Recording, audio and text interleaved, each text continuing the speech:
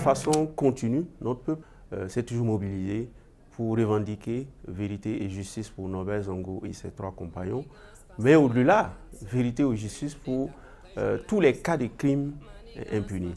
Donc le cas de Norbert Zongo, c'est l'exemple, mais au-delà de Norbert Zongo, il y a aussi beaucoup de crimes qui sont restés impunis et notre peuple s'est dressé comme un seul homme à l'occasion de l'assassinat de Zongo et de ses 3 compagnons, au regard des conditions dans lesquelles il a été assassiné, au regard de la personnalité de Norbert Zongo. C'est quelqu'un qui incarnait beaucoup de valeurs, valeurs d'intégrité, valeurs d'honnêteté, valeurs d'engagement pour les plus pauvres. Voilà, c'est quelqu'un qui était un démocrate, est un progressiste, voilà, de notre peuple. Toutes ces valeurs font que Norbert Zongo faisait l'unanimité. Voilà. Il n'y a que les tenants du pouvoir, donc ceux vers qui ces enquêtes étaient portées, il n'y a que eux qui ne voulaient pas entendre parler de Norbert Zongo, sinon au niveau de la jeunesse, notamment dans les lycées, les quartiers.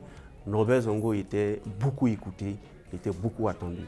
Et ça fait que son journal était beaucoup recherché. Ça fait 22 ans donc, de lutte, mais 22 ans d'espoir, parce que le dossier a été réouvert.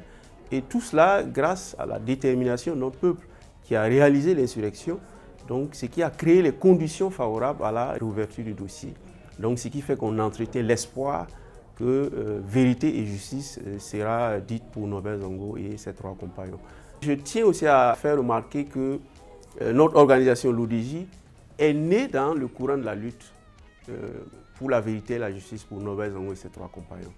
Nous devons rester plus que jamais mobilisés parce que si aujourd'hui l'espoir est entretenu, l'espoir est permis, cela est dû à la mobilisation, à la constance donc, dans la lutte de notre peuple et notamment de sa composante jeune, la jeunesse populaire, la jeunesse révolutionnaire, donc qui a toujours répondu présent à tous les appels du collectif et de la CCVC, donc tous les 13 décembre et même avant ou au-delà. En tout cas, toutes les activités rentrant dans le cadre donc, de la revendication et de la lutte pour le triomphe de la vérité et de la justice.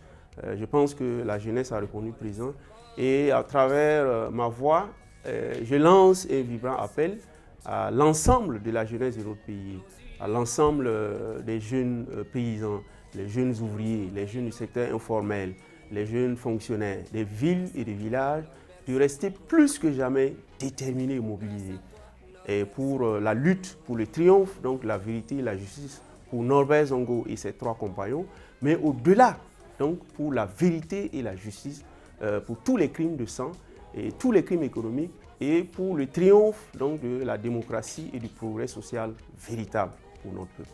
Donc c'est un appel au renouvellement de l'engagement, un appel à la constance dans la lutte.